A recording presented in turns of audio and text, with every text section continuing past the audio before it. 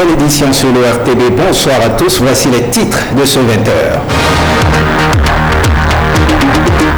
Les sociétés mises en cause par l'audit diligenté au sujet des redevances de l'escorte de véhicules d'occasion en transit sont connues. Le ministre des Infrastructures et des Transports a fait des révélations à la presse aujourd'hui. Célébration de la fête du 1er août, la série des exercices de cohésion a démarré au niveau des forces armées. Elle se mobilise pour offrir un défilé militaire attrayant.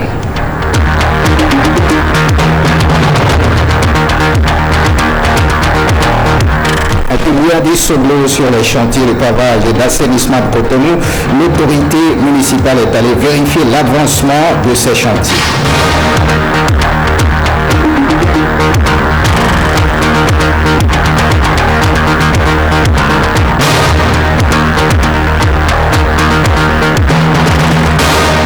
Bonsoir, bienvenue si vous nous rejoignez. Ouvrons par cette actualité qui vient de tomber, adoption de la liste des 9 représentants de l'Assemblée nationale devant siéger au sein du Conseil d'orientation et de supervision Corse par 67 voix pour 0 contre et une abstention.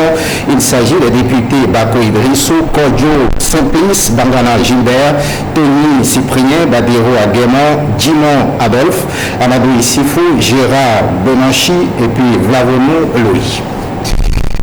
Entrons dans la ferveur du 1er août, mais avant ce jingle.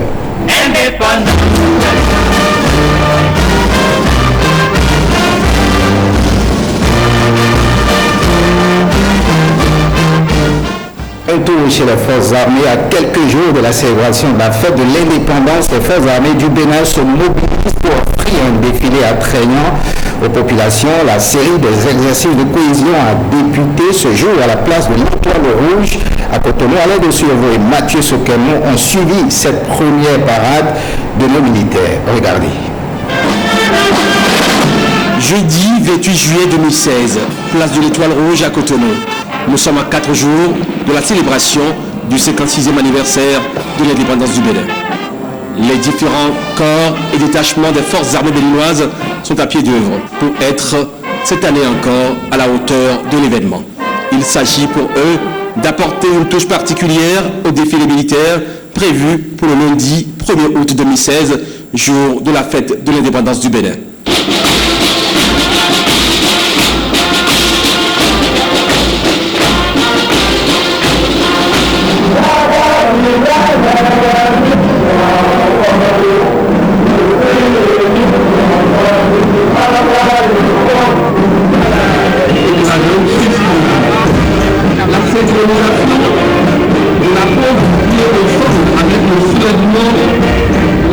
Le drapeau national et sa garde, les différentes unités de l'armée de terre, de la police, de la gendarmerie et leurs unités spécialisées, la douane, les eaux et forêts, la garde républicaine, sans oublier le détachement des commandos parachutistes ainsi que les éléments motorisés sont passés sous la supervision du colonel Blaise Adandéjan, entouré des responsables des forces armées béninoises. Je constate que, à part quelques imperfections,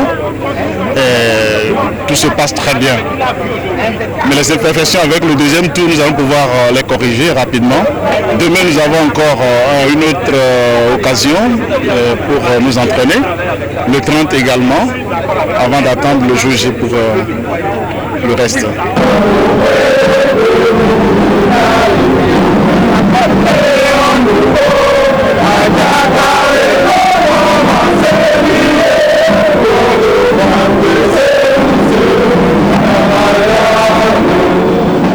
On a dit défilé militaire. Et si on doit intégrer les civils, le temps que ça va faire, imaginez. Déjà avec nous, les militaires, nous sommes à 1h, 1h30. Et si on doit ajouter les civils, je crois que le chef de l'État va passer 3 heures, 4 heures de temps à la place de l'Étoile Rouge. Rien ne va changer en baisse, mais le rythme sera maintenu. Et les gens seront heureux le jour-là. Un débriefing a suivi l'exercice pour affiner les pas de chaque élément afin d'apporter l'harmonie dans les mouvements. Et voilà pour ce qui est du premier exercice de cohésion des différentes forces devant prendre part au défilé du 1er août prochain. Encore quelques à faire et tout sera bouclé dans les prochains jours. Partons pour Porto Novo. Porto Novo, la capitale, connaîtra à sa manière la ferveur de la fête de l'indépendance à quelques jours de la célébration du 56e anniversaire de l'accession de notre pays à l'indépendance. La mairie a tenté d'embellir quelques artères de la ville. Suivez le reportage de nos confrères de l'antenne régionale Porto Novo. Ce que nous avons programmé déjà, dès le 31, il y aura des messes d'action de grâce qui sont organisées dans les églises célestes, protestantes, catholiques et dans les mosquées. Et le 31, nous aurons une grande messe d'action de grâce pour toute la nation béninoise. Parce que Porto Novo, quand même, est cette ville qui a vu naître cette république il y a 56 ans aujourd'hui. Nous avons demandé une messe d'action de grâce pour toute la nation. Et par rapport à ça, nous avons invité toutes les autorités, tous les cadres, tous les amis de Porto Novo. Nous invitons également le chef de l'État, s'il était à Porto Novo, de se joindre à nous à l'église Notre-Dame, et où la messe sera célébrée par Monseigneur Gonzalo, l'archevêque de Porto Novo. Et en dehors de ça, il y aura une retraite au flambeau dans la soirée, dans la nuit, avec les jeunes et encadré par les militaires. Et le lendemain matin, déjà à 8h30, nous allons faire la seconde de défilé au boulevard de Sécatelaire. Notre souhait, c'est que nous puissions avoir beaucoup plus de moyens pour pouvoir relever tous les défis qui sont les nôtres.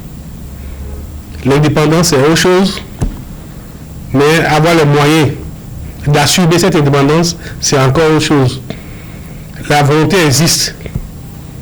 Nous avons des plans de développement pour notre pays, pour notre ville en particulier, mais c'est souvent les moyens qui font défaut. Je demanderais que chaque citoyen, chaque ami et sympathisants de Porto Novo et tous les Béninois tout court de venir nous aider à redonner à Porto Novo l'image d'une capitale, parce que Porto Novo, c'est la ville de tout le monde. Allons à présent à la découverte de l'armoirie et le sceau du Bénin. Gemma Katrayen nous y amène. Voici le sceau de l'État béninois. Il y a la Constitution qui décrit bien le sceau du Bénin. C'est un cachet qui permet d'authentifier un acte empreint de ce cachet. C'est un peu comme on a un tampon à la poste qu'on met sur une lettre. C'est le cachet de la République. C'est la marque déposée de notre pays. Le sceau de l'État béninois est le symbole de l'État béninois. Et toutes les fois qu'on le retrouve sur un acte ou sur un document, il imprime à cet acte son caractère d'authenticité. C'est-à-dire un acte signé par l'État ou par ses démembrements ou même par les personnes à qui l'État donne cette prérogative. Nous autres notaires, nous en servons, mais nous l'avons sous forme de cachet que nous apposons sur les actes que nous recevons. C'est le socle, c'est la base même de notre nation. Sinon, pourquoi y aurait-il un garde des sceaux? La justice qui doit être notre leitmotiv est fondée sur le sceau de notre République. Les pères de la nation béninoise n'ont pas choisi au hasard de leurs inspirations les différents symboles représentés sur le sceau de l'État. Tout ceci a fait l'objet d'appels. Je suis certain qu'on a réuni un certain nombre de cadres de l'époque et ce sont ces cadres-là qui ont réfléchi à comment symboliser notre sceau pour que cela devienne un élément de l'État où transparaît beaucoup de choses que nous faisons ou nous avons besoin de faire pour faire évoluer le pays.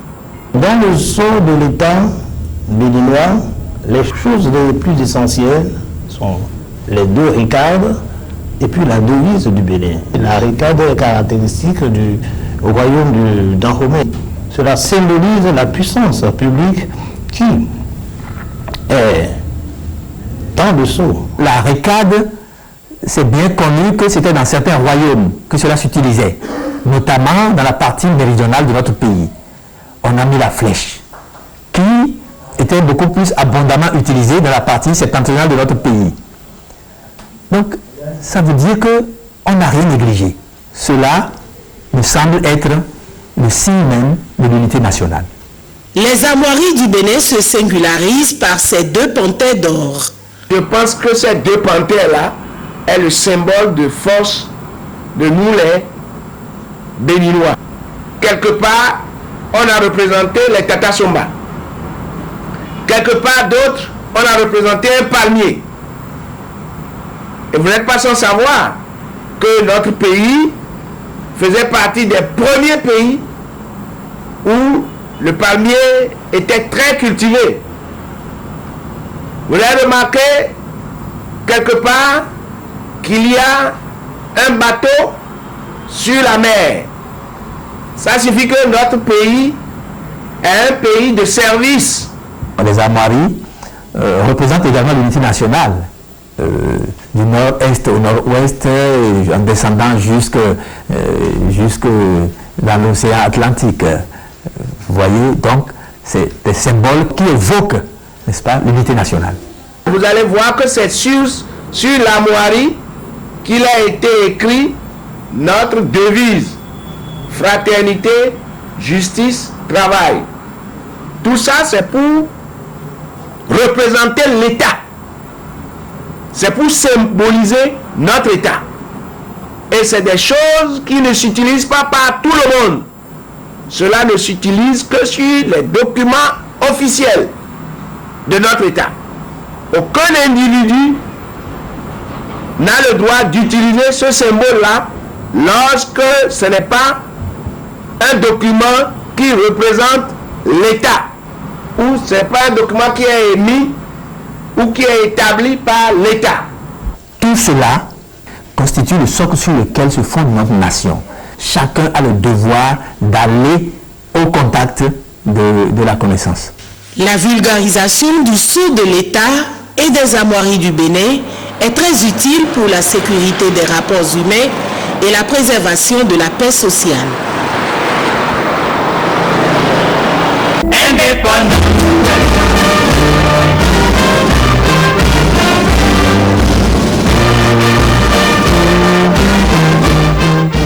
Autre sujet de ce 20h, le ministre des Infrastructures et des Transports était face à la presse cet après-midi. Hervé Roumain est largement revenu sur les conclusions issues du rapport de la mission d'audit diligentée par le gouvernement au sujet des redevances de l'escorte de véhicules d'occasion en transit. L'occasion a été aussi pour dévoiler les noms des sociétés citées dans le rapport d'audit. Renaud Capot.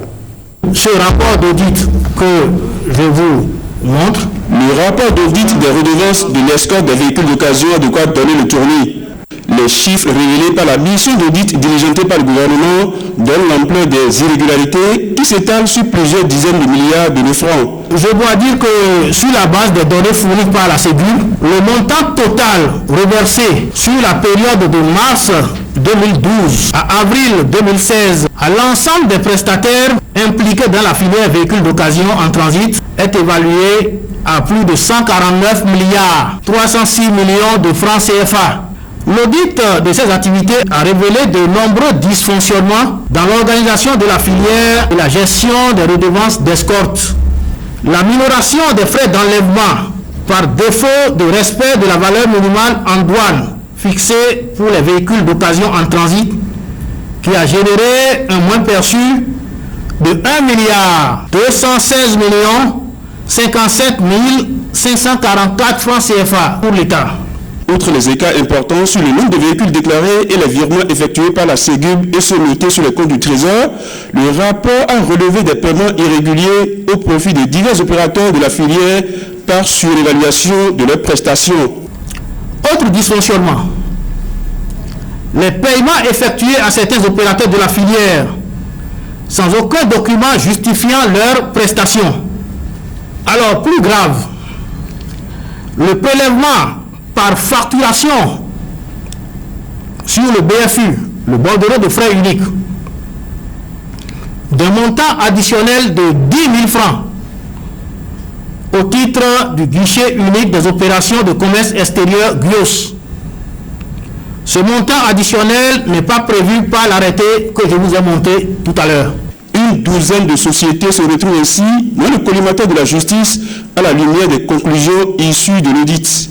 Il s'agit notamment de Betra BTP, Chaillot, EPS SAL, GEPS SAL, Alimos et Fils, GIE Parc d'accueil Zone Sud, GTTB Travco, l'AE Login GIE, Société Otram SA, ADOC SAL, 50-50 AS Exchange et Center. Il faut dire qu'au cours de la mission d'audit, la plupart des prestataires ont reconnu et ont confirmé régulièrement le total des montants qui leur ont été payés au cours de la période de mars 2012 à avril 2016.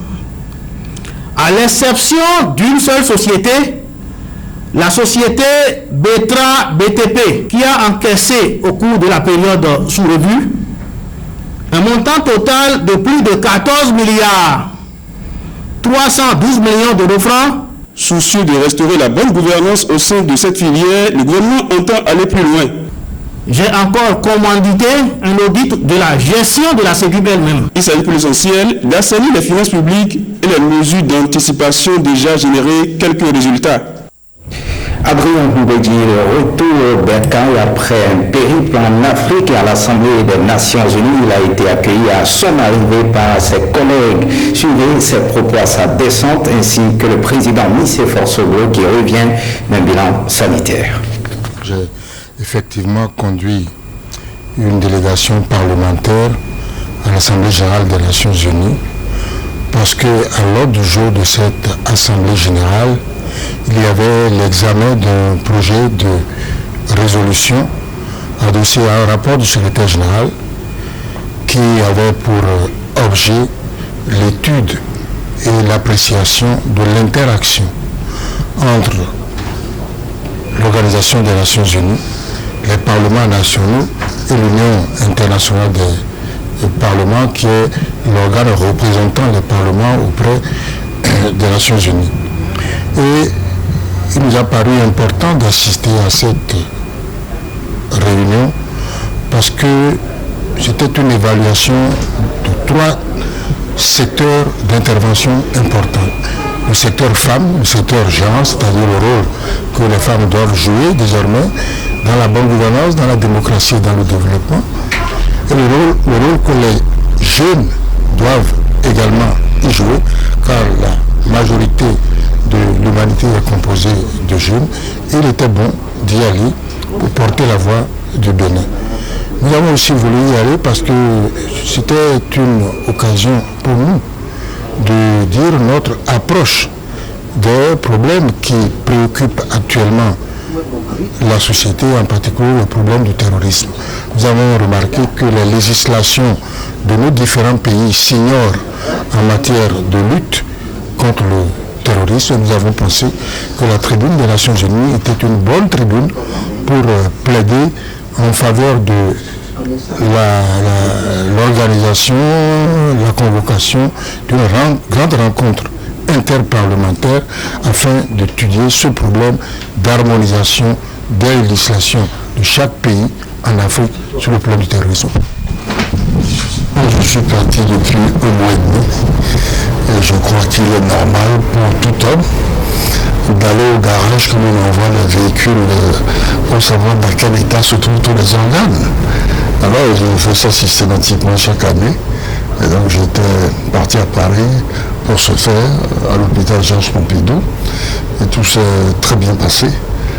Là, évidemment, on peut dire que mon séjour n'a pas été facilité par tous les événements que vous avez suivis. On se demande dans quelle direction va actuellement l'Europe. parce qu'on a des raisons objectives, évidemment, de voir la violence, le terrorisme, et le fait également qu'on a le sentiment que les gens sont dépassés par les événements. Alors nous devons en Afrique resserrer les rangs, nous retrouver surtout au sein de la CEDEAO. C'est le souhait que je formule, on peut dire, dans cette période troublée de l'histoire du monde. Mais ça fait plaisir de retrouver la terre natale. Autre actualité en prélude à l'organisation en décembre prochain de la 8e conférence des instances de régulation de la communication d'Afrique, la HAC, la Haute Autorité de l'Audiovisuel et de la Communication, installe ce jeudi les membres du comité préparatoire.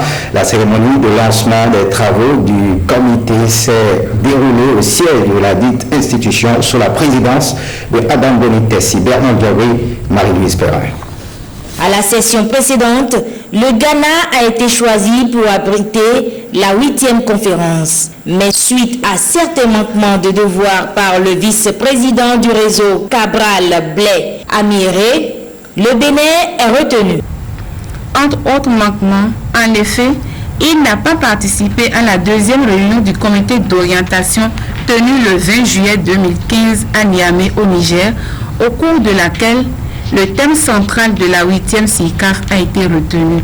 Suite à cette absence remarquée aux assises de Niamey, le comité d'orientation a recommandé de dépêcher une mission conjointe de la présidence en exercice et du secrétariat exécutif du RIAC auprès de la NMC du Ghana pour s'assurer de sa disponibilité à organiser la 8e CICAF. La rencontre de Niamey a également recommandé qu'en cas de désistement du Ghana, la haute autorité de l'audiovisuel de la communication du Bénin, abritant le siège du réseau, organise la 8e CICAF conformément au texte régissant le RIAC. La HAC tient à relever ce défi historique que certains pays africains ont déjà réussi par le passé. La 8e CICAF devant statuellement avoir lieu au Ghana. Il s'agit donc pour la HAC de mobiliser toutes ses capacités intellectuelles, ses performances organisationnelles et sa disponibilité reconnue afin que la 8e CICAF qui se tiendra ici, à Cotonou, du 6 au 8 décembre 2016, soit un succès inégalé. Une référence historique dans les annales de la CICAF et du RIAC. Hier, nous assistions aux diverses CICAF et réunions statutaires du RIAC en tant qu'invités ou en qualité d'assistant technique permanent des ordinateurs. Aujourd'hui, nous devons à la fois jouer du tam-tam et danser. La tâche n'est donc pas aisée et le défi est grand. La trentaine de personnes composant la dite commission temporaire est prête pour l'atteinte des objectifs définis. Le maire de Cotonou, Léa Dessoglou, est descendu ce jeudi dans les 12e et 13e arrondissements de Cotonou. Objectif, vérifier l'état d'avancement des chantiers de pavage et d'assainissement. Abiatou Maro pour le point. Descente sur le terrain du maire de Cotonou pour constater l'état d'avancement des chantiers d'assainissement et de pavage dans les 12e et 13e arrondissements de la ville. Entouré des cadres techniques de la mairie, Léa Dessoglou a sillonné les quartiers d'Agla, Yemikodji, Bodjetin et Akobato. À Agla-Pylône, première escale de la délégation, les travaux de pavage évoluent normalement, mais risquent d'être ralentis par cette maison située dans l'emprise de la voie. Le maire vient d'énumérer des problèmes. On a exactement un bâtiment qui est dans l'emprise de la voie et le premier est charge de faire les négociations pour que la dame puisse libérer l'emprise. Un tour rapide à Yemikodji, sur le site où le dragage du sable a été suspendu. Puis, le maire et sa suite se rendent à Bodjetin sur la bande de 52 mètres. À Bodjetin, les problèmes sont de 3 ordres. D'abord, la bande de 52 mètres dégagée pour recaser les sinistrés après le lotissement du quartier n'est pas occupée par les ayants droit, ce qui a entraîné une occupation anarchique et illégale. Dans cette même zone, les sociétés de dragage ont fermé les voies d'écoulement des eaux qui viennent de Verdocor, de Kourounou et autres. Une situation qui risque d'aggraver l'inondation de certains quartiers de Cotonou si rien n'est fait. À toutes les plaintes et préoccupations des populations, le maire promet de se mettre à la tâche pour proposer des solutions adéquates. 3 problématiques, plusieurs descentes mais un seul et même objectif, l'amélioration du quotidien des Cotonois et des Cotonoises. Globalement, satisfait de ce que nous avons constaté, vu.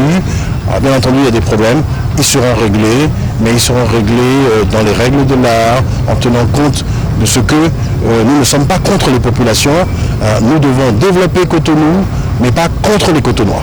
À chaque étape, le maire demande aux élus locaux de veiller à ce que les travaux ne traînent pas en mettant la dose de pression nécessaire sur les prestataires afin de vite soulager la peine des populations.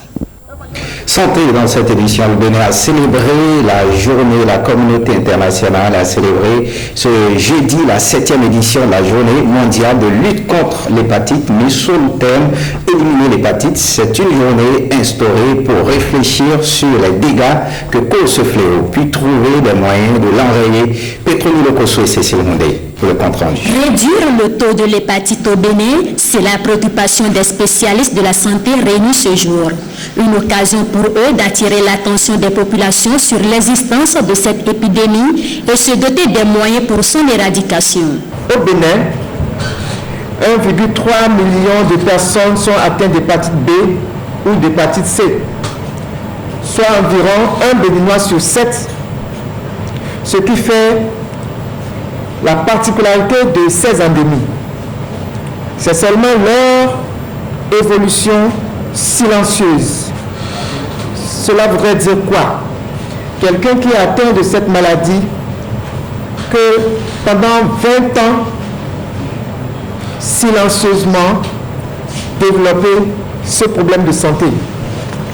Et c'est après, à travers les complications, cirrhose, cancer de foie, que l'on se rend compte de cette maladie. Il est temps de mobiliser une action mondiale contre l'hépatite d'une ampleur comparable à celle qui a été enregistrée pour combattre d'autres maladies transmissibles comme le VIH-Sida ou la tuberculose. L'édition de cette année prévoit plusieurs activités. C'est une initiative du ministère de la Santé en partenariat avec l'Alliance béninoise des organisations de la société civile contre les hépatites virales. Nous aurons des communications du corps scientifique de la Boche-Vie que représente la société béninoise de patho-gastro-entérologie en qualité de membre fondateur de la Boche-Vie. Des enseignements post-universitaires au profit du personnel de santé sous le contrôle scientifique de la Société nationale de patho-gastro-entérologie. Le dépistage gratuit de l'hépatite C à Cotonou, Porto Novo, Nati Tengu et Parakou. Des campagnes de sensibilisation de proximité sur les bonnes pratiques vont impacter 25 communes du Bénin. Le Bénin devra donc se donner les moyens d'être engagé résolument dans la stratégie globale. Excusez pour la chute brutale de cet élément. En matière de sécurité alimentaire et nutritionnelle, il y a un cadre dit cadre harmonisé. C'est justement sur le cadre harmonisé que plusieurs experts régionaux suivent depuis ce matin, ce jeudi 28 juillet, à Zalaï Hôtel à Cotonou, une formation de grand enjeu axée sur l'analyse des zones à risque et des populations en insécurité alimentaire et nutritionnelle. Cette formation a été lancée sous la férule du ministre de l'Agriculture, Patrick Benoît Mesmer-Bissot, pour le point. Sécurité alimentaire et nutritionnelle oblige. Le comité permanent inter-État de lutte contre la sécheresse dans le Sahel, SILS, et ses partenaires ont pu mettre en place un cadre harmonisé d'identification et d'analyse des zones à risque et des groupes en insécurité. Ce présent atelier vise à renforcer les capacités techniques des acteurs régionaux dans la facilitation des cycles d'analyse du cadre harmonisé pour améliorer la qualité des résultats d'analyse de la situation alimentaire et nutritionnelle des pays du Sahel et de l'Afrique de l'Ouest. De façon spécifique, il s'agit de réviser les outils de formation en français et en anglais en les adaptant aux nouvelles orientations du comité technique du cadre harmonisé, de renforcer les capacités des coachs régionaux sur les principes d'utilisation du manuel du cadre harmonisé et de préparer le prochain cycle d'analyse prévu pour octobre et novembre 2016 dans les 17 pays du Sahel et de l'Afrique de l'Ouest.